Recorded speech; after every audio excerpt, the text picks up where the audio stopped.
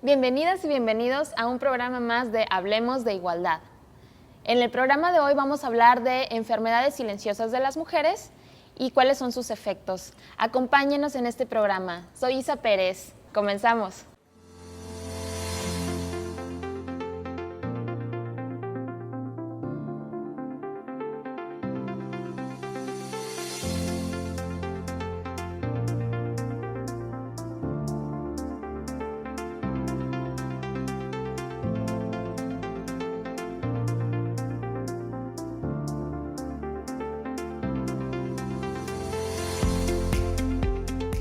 Hablemos de igualdad.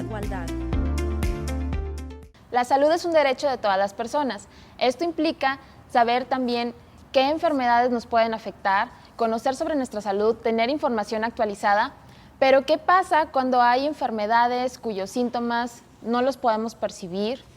Vamos a hablar en el tema de hoy de enfermedades silenciosas de las mujeres, a ver cómo funcionan, cómo detectarlas, pero antes vamos a ver un video sobre las principales enfermedades que aquejan a las mujeres principalmente.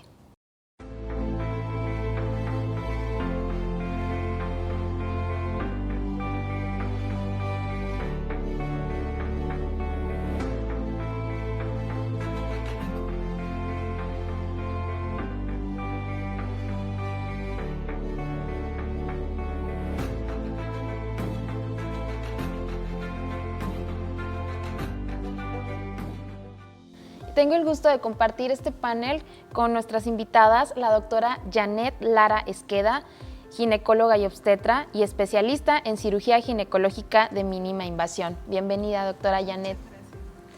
Y también a la doctora María Cristina Guerrero de León, médica internista, presidenta del Colegio de Medicina Interna del Noreste y secretaria del Colegio de Medicina Interna de México. Bienvenida, doctora María Cristina. Gracias por la invitación. Al contrario. Y bueno, el tema que nos atañe este día es hablar de las enfermedades silenciosas de las mujeres, y para eso nos gustaría que empezáramos a platicar de, en general, cuáles son las enfermedades que aquejan principalmente a las mujeres. Enfermedades silenciosas podemos mencionar, ahorita en la actualidad tenemos la principal causa de muerte a nivel mundial es la enfermedad cardiovascular. Se ha pensado que el infarto agudo al miocardio es más una enfermedad de hombres y no se le da la importancia a la presentación que pueda tener la mujer. Y quiero hacer énfasis a esta situación. Muchas veces la mujer puede referir algún malestar en el pecho o sentir un dolor en la boca del estómago, como un ardor, o puede sentir palpitaciones o que le falte el aire, y van al departamento de urgencias y a veces lo van a asociar a que es que estoy muy estresada. Es por estrés. En una revisión que se hizo de personas que llegaban con síntomas sugestivos de infarto, se le dio poca importancia a la mujer y realmente el problema que llevaban, o sea, las catalogaban como que es que está muy estresada, no, es que es ansiedad, y las mandaban a su casa y en realidad sí estaban teniendo un evento coronario agudo. A diferencia del hombre, pues en el hombre se le presta más atención a esa sintomatología y la mujer puede tener cardiopatía isquémica, pero es más de origen de pequeños vasos y puede tener síntomas diferentes al hombre. Un simple malestar o palpitaciones o falta de aire, un dolor en la boca del estómago que pueden catalogar como una gastritis, puede ser también un infarto al corazón, sobre todo si hay factores de riesgo. Puede ser diabetes, presión alta, puede ser colesterol elevado o el simple hecho de tener una historia familiar, ya sea en el papá o en la mamá, el papá que se haya infartado a edad de 55 años o la mamá a los 65 años o algún hermano o hermana que también haya tenido un evento de tipo coronario. Entonces, muchas veces pueden tener cardiopatía isquémica silente, y el efecto de las hormonas en realidad tiene mucho que ver, sobre todo también cuando ya llegan a la menopausia o pasan la menopausia, se incrementa ese riesgo.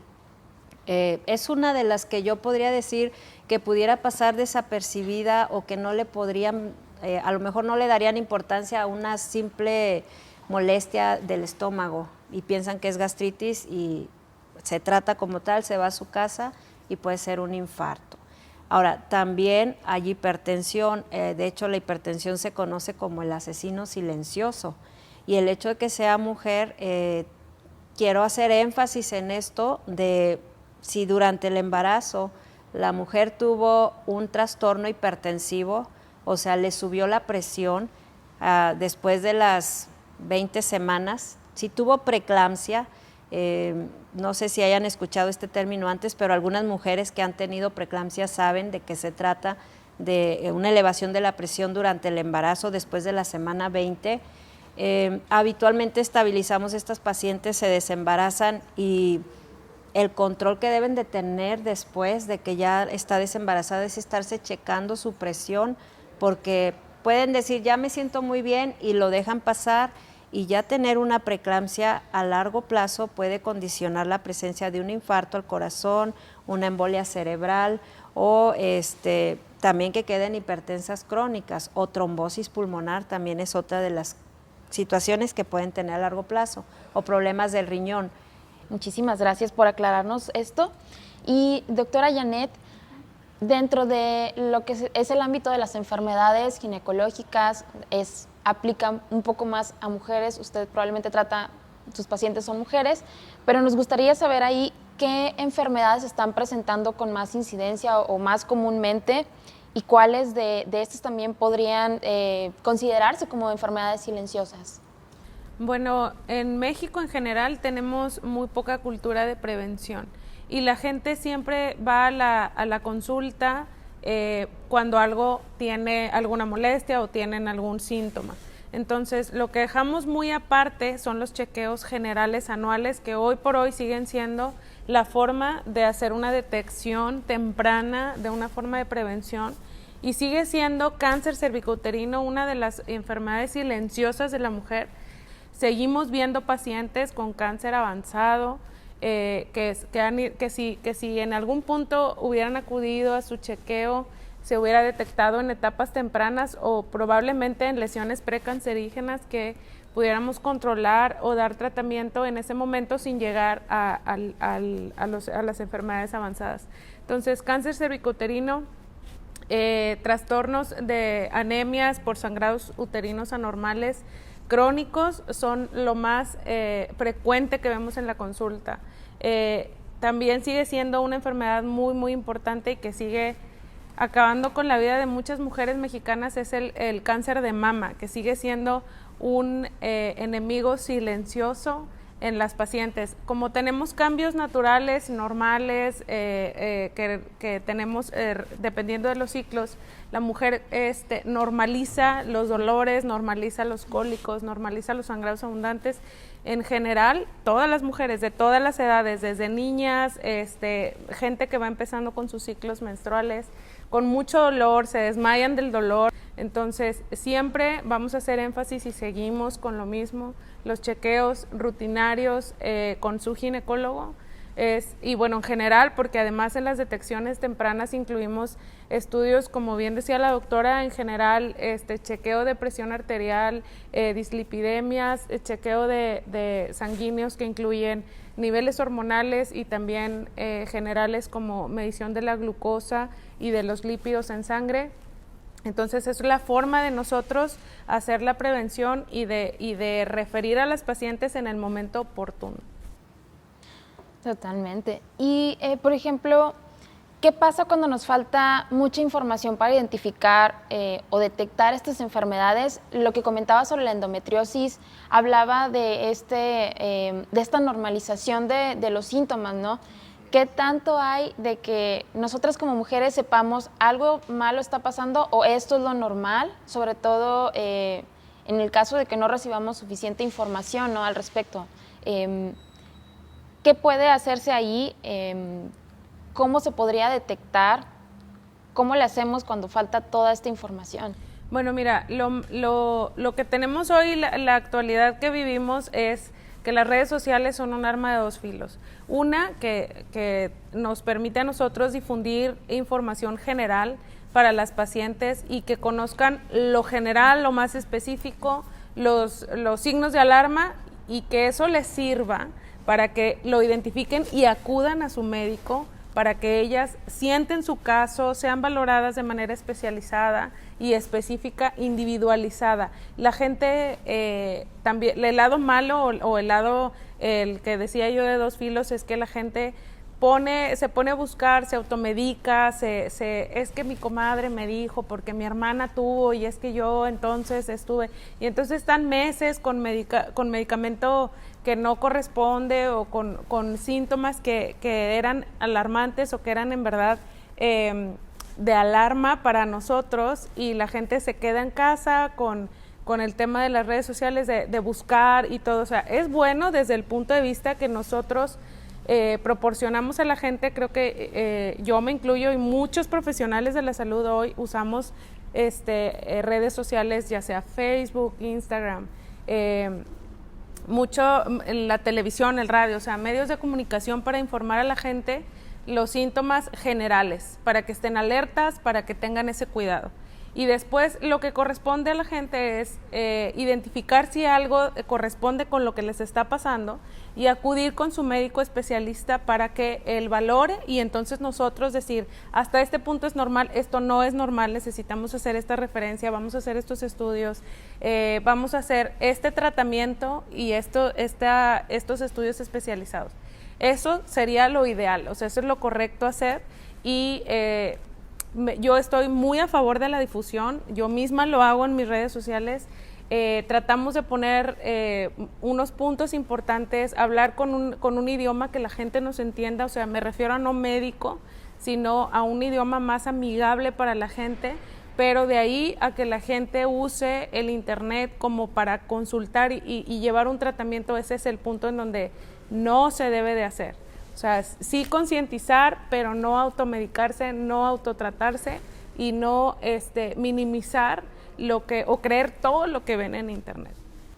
Muchas gracias, doctora. Vamos a una pausa y seguimos platicando de este tema. Regresamos.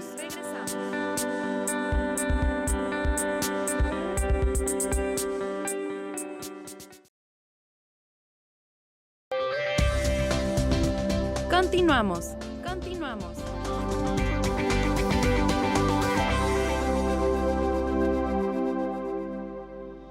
Regresamos a Hablemos de Igualdad, y antes de continuar con nuestra entrevista, vamos a ver el siguiente video.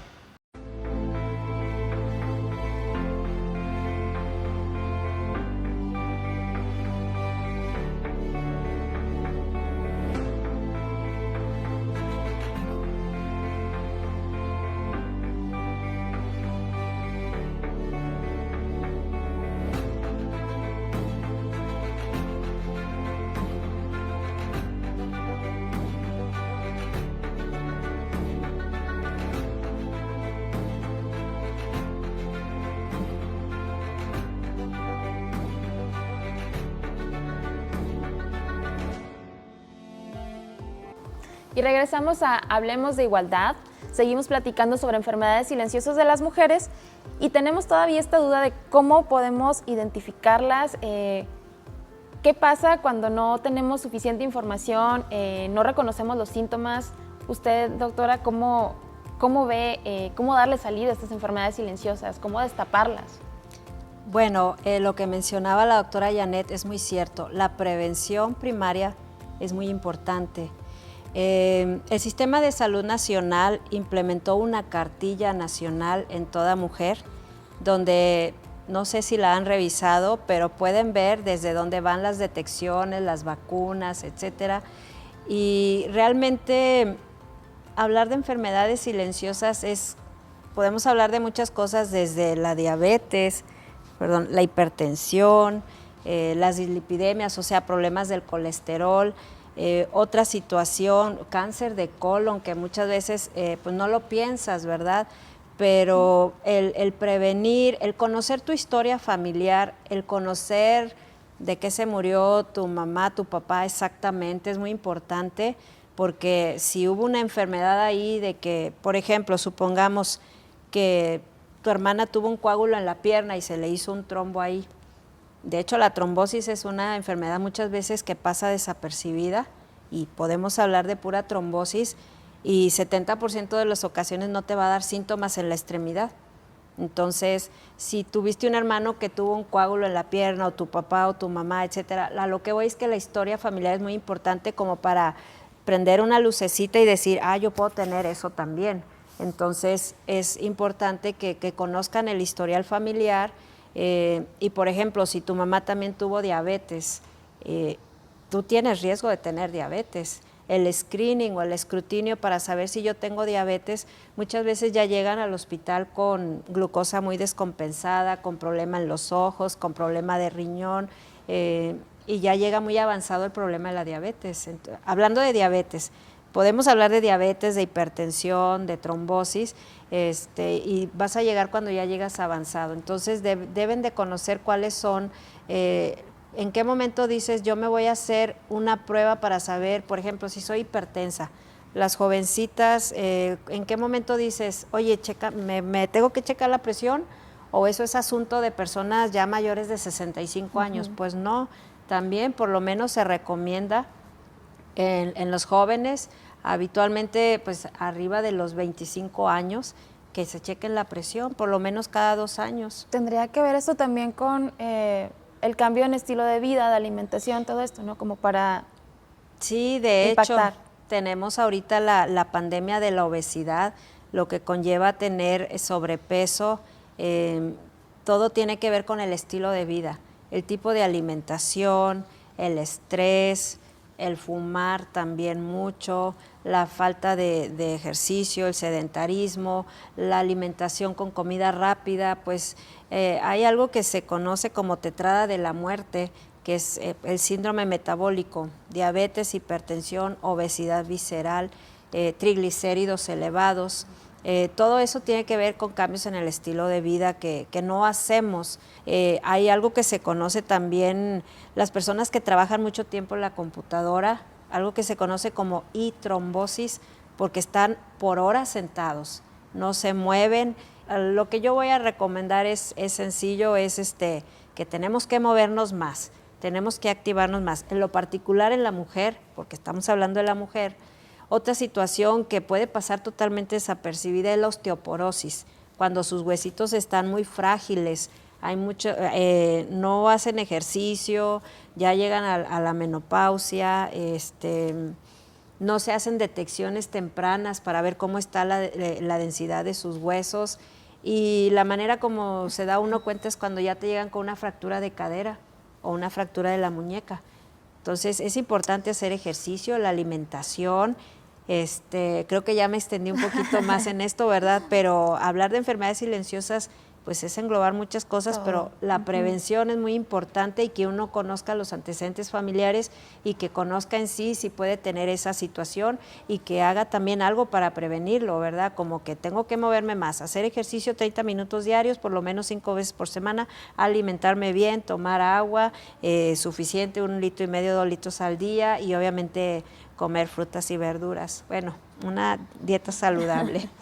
Y ahora que menciona también sobre hábitos que cambiaron durante la pandemia, sería súper interesante también ver qué enfermedades, qué males han surgido, ¿no? de estos nuevos hábitos que nos mantuvieron pues sin suficiente luz del sol, a lo mejor carencia de vitaminas, ¿no? Estar sentados en una misma posición durante horas. Entonces ya sería como interesante ir viendo, ¿no? También por ahí qué sale de este encierro. Pues de este pandemia. encierro han salido muchas cosas, desde aumento de peso hasta depresión, ansiedad. La gente está muy ansiosa por estar encerrada. Obviamente al principio no salían ni al parque a hacer ejercicio como antes.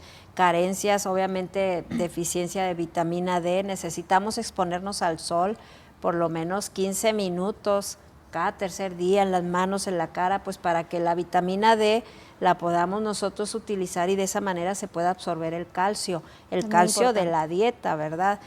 ¿Qué dieta recomendamos? Pues rica en lácteos, yogurts, quesos, vegetales de hoja verde, es recomendable. Pero sí, la pandemia ha dejado muchas cosas. Diré que en la mujer embarazada o puérpera, o sea, recién desembarazada, la principal causa de muerte ahorita en nuestro país es precisamente por COVID. Y se está llevando este virus que vino a arrasar con todo, es la principal causa de muerte y se pueden meter al boletín informativo de muerte materna. La principal causa de muerte es por COVID. Antes era la mujer que se complicaba con la presión alta durante el embarazo o desembarazada, o una hemorragia durante la cesárea o cuando ya nació bebé, pero no, ahorita este virus se las está llevando a todas. Entonces ahí también es otro tema aparte, ¿verdad?, de todo lo que está sucediendo en la mujer. Creo que sí podemos seguir hablando mucho de eso, específicamente de la mujer embarazada, porque diré que el 22 de mayo es el Día Mundial de la Preeclampsia, el 29 de mayo es el Día Mundial de este tipo de la mortalidad materna.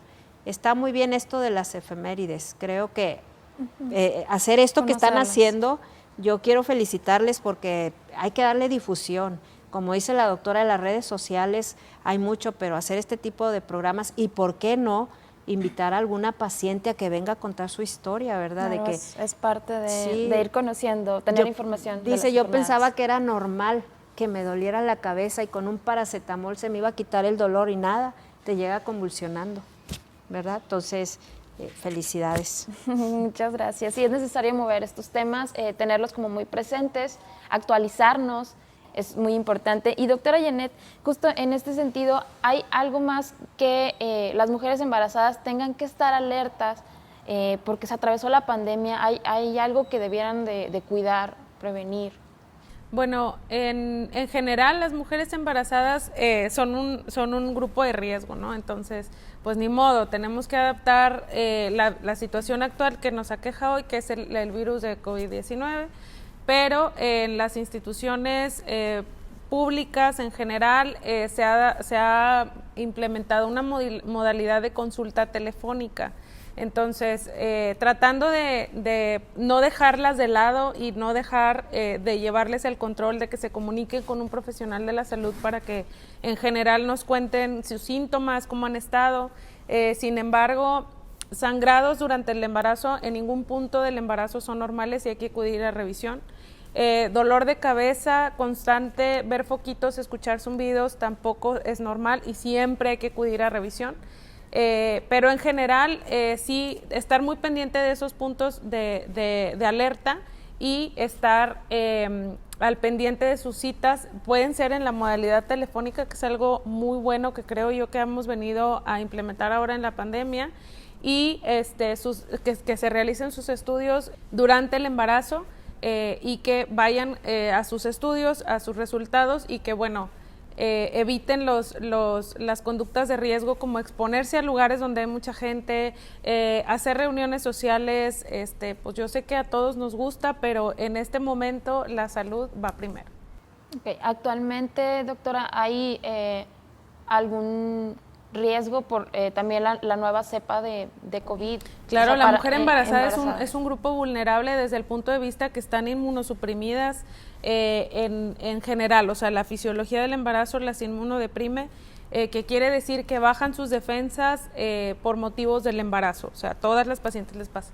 Y además ahora, como bien decía la doctora, esto es algo nuevo para nosotros y tenemos que ir adaptándonos en cuanto a lo que debemos hacer cuando una paciente está complicada por el virus. Entonces, es un grupo vulnerable y necesitamos que tengan la mayor precaución y el mayor cuidado. Si antes eran de cuidado, ahora son doblemente. Ok. Esto también nos da como una idea de tener a las mujeres embarazadas como un grupo vulnerable que no se estaba manejando tal cual, entonces identificarlas también es importante. Vamos a ir a una pausa, pero volviendo, vamos a platicar ahora sí de qué impacto tiene el trabajo de cuidados, que ya hemos hablado en otros programas sobre el trabajo de cuidados que hacen principalmente las mujeres, de cuidar a otras personas en su casa, sean hijos, sean adultos mayores. Entonces vamos a ver cómo impactan estos trabajos de cuidado en la salud de las mujeres, regresando de una pausa. Regresamos.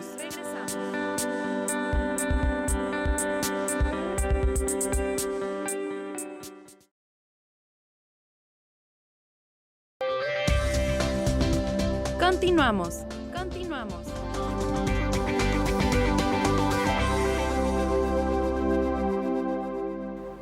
Seguimos en Hablemos de Igualdad con nuestros especialistas en salud.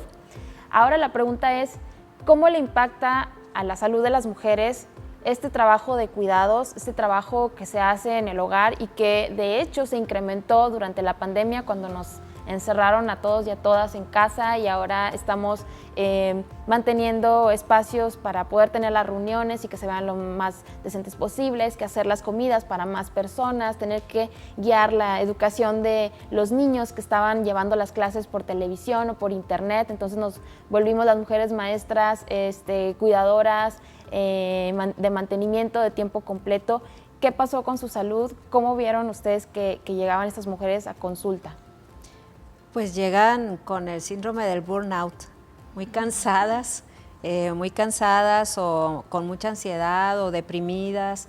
El tener un familiar en cama, por ejemplo, de que cámbialo, muévelo, puede afectar mucho, sobre todo si ellas lo mueven sola, pueden andar con dolores crónicos de la columna, dolor de cintura, dolor de espalda. Todo eso puede ocasionar desgaste tanto físico como emocional. Entonces, lo recomendable ahí es de que las labores en la casa se repartan en toda la familia, porque a fin de cuentas están todos ahí, ¿verdad? Que el esposo le ayude a la esposa o los hijos a la mamá, porque pues tener un familiar enfermo habitualmente son las mujeres las que cuidan al familiar en el hospital, por ejemplo. Son las mujeres las que se quedan con el papá o la mamá que están en el hospital. Entonces ellas descuidan su salud, sus horas de sueño, su alimentación y a la larga todo eso puede afectar su salud también. Entonces la mujer también tiene que cuidarse en ese aspecto y debe de fragmentar las actividades por ejemplo, si hay una persona enferma en casa, pues si tienes más hermanas, pues entre las hermanas ponerse de acuerdo para el cuidado de la salud de algún familiar que requiere pues ayuda 100%, ¿verdad? No solamente recaer en una persona. ¿Por qué? Porque eso afecta la salud de la mujer. Como les dije, no nada más en el área física, sino también emocional. Entonces, incluso ha habido pues disrupciones también familiares por esa situación, ¿verdad? Entonces sí deben de diversificarse en cuanto a los cuidados y atenderse ellas. Si van a mover a algún familiar, pues no hacerlo sola, tienen que hacerlo entre varias personas. Y yo he visto mujeres que traen mucho dolor de la cintura precisamente por querer mover a alguien, entonces no se puede, tienen que hacerlo con ayuda de alguien. Y pues todo lo que ha conllevado la pandemia, que es tanto estrés y ansiedad, pues hay que acudir con el psicólogo si es necesario, ¿verdad? O una terapia individual para que puedan sacar todas las situaciones que muchas veces se lo quedan. A veces la mamá es la que se queda con todo y todo esto va a recaer luego en su salud. Gracias, doctora. ¿Qué pasa en cuanto a los cuidados que se le dan a los hijos? ¿Cómo afecta esto en la salud de las mujeres, la maternidad, el desarrollo de la maternidad? ¿Cómo le afecta a su salud? Sí, bueno, la mujer embarazada siempre tiene como el foco de cuidado porque el bebé esté bien, cómo está mi bebé, todo en relación al embarazo. Y después cuando nacen, pues no cambia, ¿verdad? O sea, el foco de atención se vuelve el bebé, a qué hora come, a qué hora duerme, si lo baño, si lo cambio, si trae moquitos, si tose, si no. Entonces, las mamás desde ahí se dejan mucho de lado. Entonces, en general, en la consulta vemos pacientes crónicas. Seguimos viendo pacientes con 1 año de evolución, con dolor de la mama, 1 año de evolución con sangrados abundantes, llegan anémicas, porque se desmayan, porque ya llega un punto en el que el tope es un evento, pues muy aparatoso, que son los sangrados así impresionantes que no se quitan, o pacientes desmayadas, o pacientes en general muy afectadas de su salud. Entonces nosotros en la consulta siempre hacemos un énfasis en decirles que mamá bien, familia bien. O sea, eso es una cosa que nosotras en algún punto pensamos que el estar dándole el 100% de atención a la familia es lo que va a hacer que todo esté bien, y en realidad no. O sea, la mamá es el centro de la casa, es la cabeza del hogar, es el punto de soporte, y necesitamos que la mamá esté bien para que la familia esté bien. Entonces, muy puntualmente yo siempre les recomiendo tomarse 10 minutos al día, 20 minutos si es posible, para darse algún respiro, un punto de relajación, algo que les guste hacer. Si quieren sentarse un ratito tranquilas, leer 2, 3 páginas de un libro que les guste, ver unos 10 minutos de su programa preferido, despejarse con algo, o sea, lo que sea que a cada quien le parezca un momento de confort, un momento de relajación, hacerlo siempre. Y obviamente eso en temas de recomendaciones generales, ¿no? Pero en temas de salud, así como somos súper estrictas de llevar al pediatra, es que le tocan los uniformes, es que la tarea, es que las cosas, entonces así también palomear nosotras nuestros chequeos generales. Yo siempre les insisto muchísimo en que ahí es donde nos damos cuenta si algo no está bien. O sea, si en el momento en el que te sientas con tu médico, le platicas las cosas que a ti te pasan, te puede guiar si es normal o no es normal, o hasta qué punto sí y qué punto no. Y obviamente pues los chequeos generales, lo que ya sabemos, arriba de 40 años, mamografía, ultrasonido de mama bilateral, Papa Nicolau cada año después de iniciar la vida sexual, y obviamente sangrados anormales, sangrados muy frecuentes, intensos, con una cantidad que se salga dentro de su patrón normal, tienen que acudir a revisión. Entonces, no dejarse de lado hasta que las cosas ya estén muy mal, porque contrario a lo que pensamos, que darles toda la atención a los demás es perjudicial, porque entonces la mamá empieza a deteriorarse y por consiguiente toda la familia va para abajo. Muchas gracias, doctora. ¿Hay alguna enfermedad que ustedes como especialistas hayan reconocido que se ha incrementado o a lo mejor alguna dolencia ha incrementado a partir de este encierro y del aumento del trabajo doméstico, del trabajo en el hogar, el trabajo de cuidados? Bueno, en general, depresión ha sido un mal, y la doctora no me dejará mentir, es un mal del siglo, ¿no? Es el mal del siglo. Aparte de, bueno, la obesidad y el sedentarismo, que la doctora ya habló mucho, hizo mucho énfasis en eso, que a mí también me parece, en el lado específicamente en las mujeres, la base de todas las enfermedades, la base de los bochornos, menopausia, sangrados anormales, pacientes anovulatorias, que no pueden embarazarse y todo, la base es la obesidad. O sea, muchas de las enfermedades ligadas al asunto ginecológico van de la mano con obesidad, sobrepeso, hipertensión.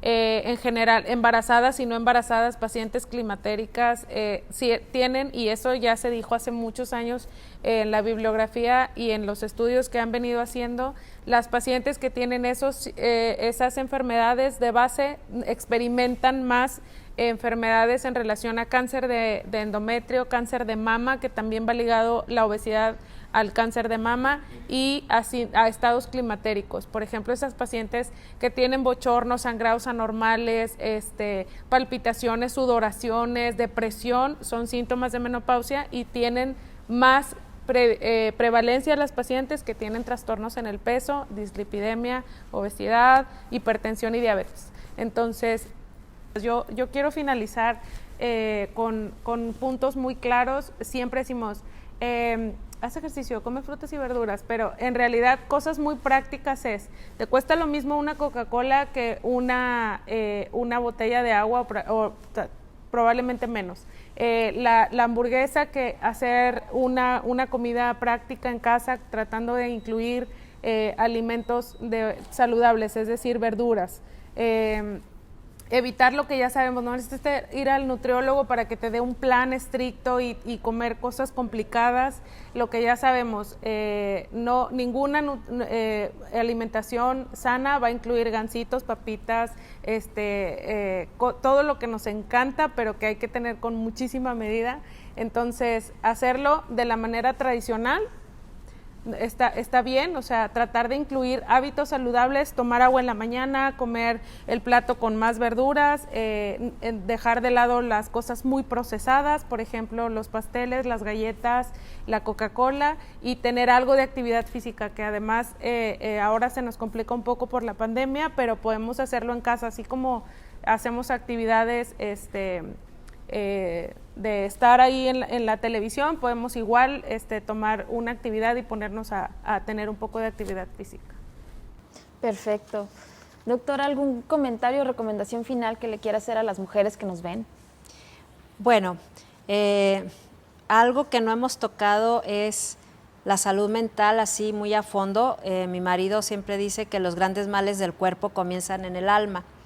Les voy a recomendar que si traen alguna situación no resuelta ahí con algún familiar, pues lo arreglen, porque muchas veces vemos mujeres con intestino irritable también, que es otro tema que no tocamos mucho, pero de esas que están estreñidas de manera crónica o muy distendido el abdomen, o que comen y se sienten llenas y traen mucho malestar digestivo, pues muchas veces puede tener un trasfondo emocional.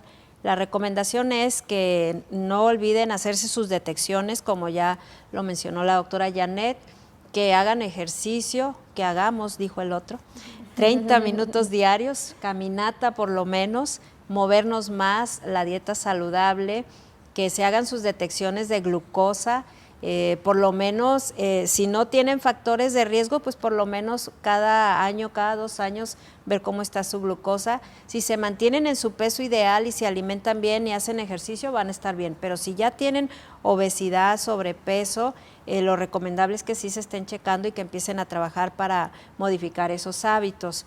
Y en la mujer embarazada, antes de que se embarace, si ya tiene obesidad, tiene diabetes, tiene hipertensión, tiene colesterol alto, yo le recomendaría que haga una visita preconcepcional para evaluar si realmente se puede embarazar, porque luego son las que se complican muy feo y le puede ir muy mal a ella y al bebé. Entonces, en general son algunas de las recomendaciones que yo les hago, y pues agradezco mucho la invitación a estar aquí.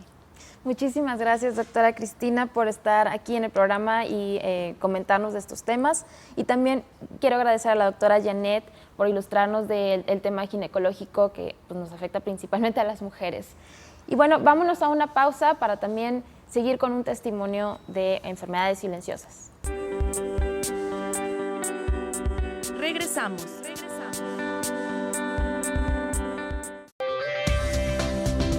Continuamos.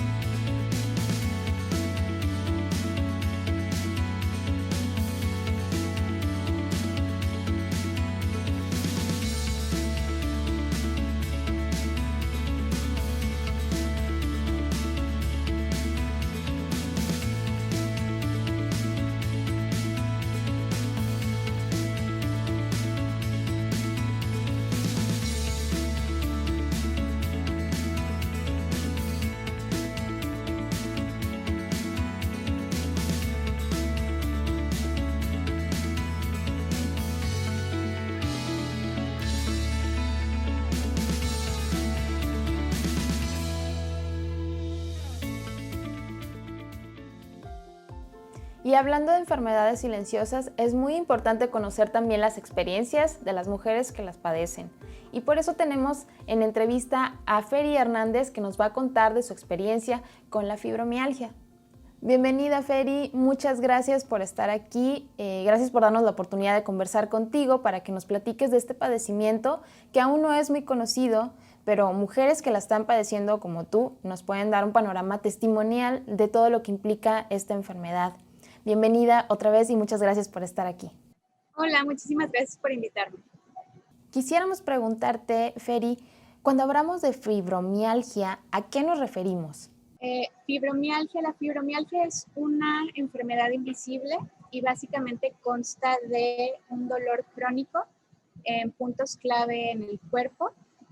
Ya una médica o un médico nos puede guiar un poquito mejor de cuáles son estos puntos clave, pero tiene mucho que ver con el sistema nervioso en el cuerpo.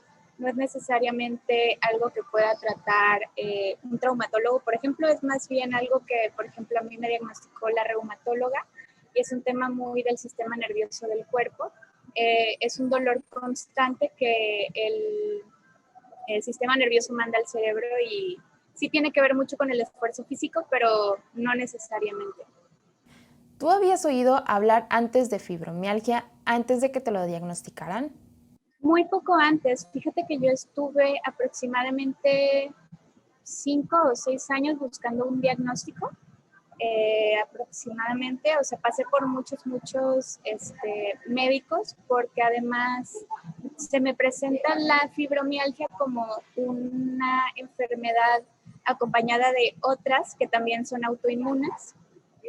Entonces tuve que atender primero lo más urgente, que eran unos dolores en la vejiga que yo presentaba también crónicos y venían con la fibromialgia, que ya después me identificó la reumatóloga, ya habiendo descartado otros padecimientos como lupus, etcétera, etcétera. Pero o sea, es muy raro. Yo la verdad había escuchado a la fibromialgia y es algo que suena muy ajeno, pero que es súper común. De hecho, es tan común que los seguros médicos no cubren este padecimiento porque es muy común y no les saldría. O sea, es algo que es muy común, sobre todo en las mujeres. Es un padecimiento que también está mucho más presente en mujeres que en hombres. Y fíjate, algo que me llama la atención, Feri, es que tú eres una mujer muy joven y pues pensamos comúnmente que este padecimiento ocurre en personas mayores y quizás nos dice tu edad que no es tan determinante ser joven o ser más adulta para padecer fibromialgia. Sí, no, totalmente. O sea, le puede pasar bueno, es mucho más común que se presente en mujeres de 40 años para arriba. Yo tengo 30 años, pero llevo ya más de 5 años lidiando con esto. Y no, realmente se puede presentar a cualquier edad. Y sí es bien importante estar bien al pendiente de esto, porque sobre todo también se puede catalizar mucho por como situaciones de estrés o por como estilos de vida muy agitados, cosas de este tipo que realmente pues no son exclusivas de cierta edad. Sabemos que la fibromialgia es incapacitante muchas veces, ¿verdad? ¿Nos podrías platicar sobre tus principales molestias, pero también qué no te ha dejado hacer la enfermedad? Sí, pues fíjate que yo he tenido que adaptar mucho mi estilo de vida a esto. Yo en mi trabajo, los últimos 3 años he buscado mucho trabajar sobre todo desde mi computadora o desde mi escritorio para poder tener un trabajo pues de tiempo completo. Porque algo que me pasa mucho es que, bueno, yo estoy en la industria creativa y hay muchas veces donde hago producción audiovisual y esto es como muy manual, mucho manejo de cámara, mucho caminar.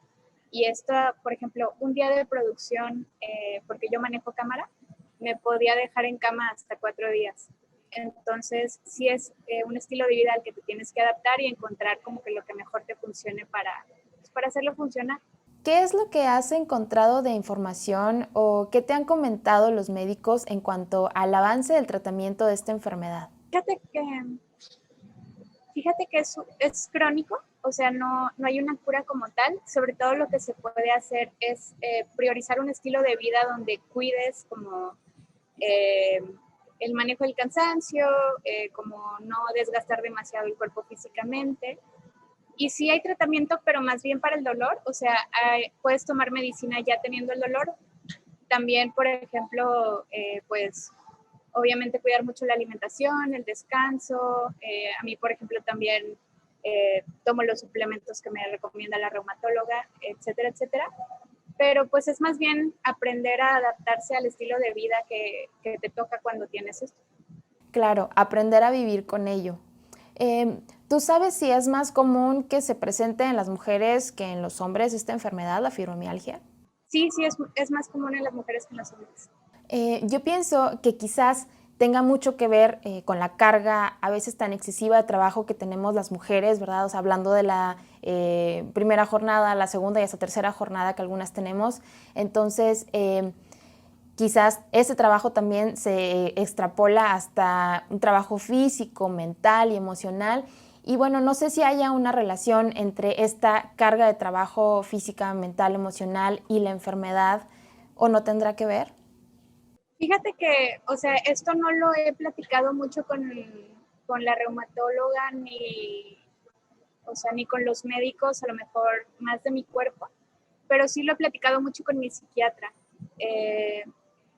Porque sí, totalmente yo considero, al menos en mi experiencia, que sí es un factor. Porque sí las mujeres, o sea, al final del día no solo hay que cuidar el trabajo físico, que también implica, digo, en mi caso también comparto las labores domésticas como con otra persona, pero sí es, labores domésticas, energía de trabajo emocional que se hace en muchas situaciones, o sea, definitivamente sí es un factor de que hay muchísimo trabajo no visibilizado en este tipo de cosas que sí, o sea, deja una carga inmensa. Yo sí creo que es un factor. Y digo, al final del día también los médicos a lo mejor no te lo dicen de esta manera, pero sí te dicen como que prioriza no como atiborrarte de trabajo porque pues eso obviamente te va a traer consecuencias. Y finalmente, Feri, quisiéramos que nos pudieras proporcionar o nos pudieras compartir algunas de tus recomendaciones para las personas que quizás tengan este padecimiento, la fibromialgia, y no lo han identificado. ¿Cuáles fueron tus primeros síntomas, si nos puedes compartir, y cuáles serían las recomendaciones? Y si es que hay alguna forma de prevención o atenderlo pues de manera inmediata al presentar los primeros síntomas. Pues creo que mi primera recomendación sería que nos desacostumbremos a vivir con dolor. Es muy normal que tengamos a veces dolores y no los atendamos.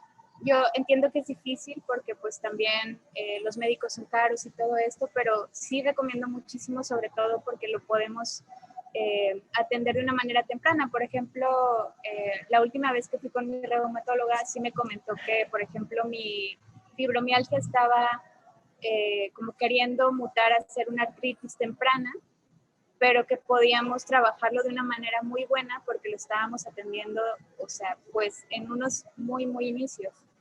Yo recomendaría que nada más tengamos en mente que vivir con dolor no es normal y que si tenemos la oportunidad de ir a un chequeo y a revisar, pues lo hagamos. Y también que, o sea, yo pasé como 2 o 3 años con médicos. Es muy frustrante este proceso de buscar un diagnóstico.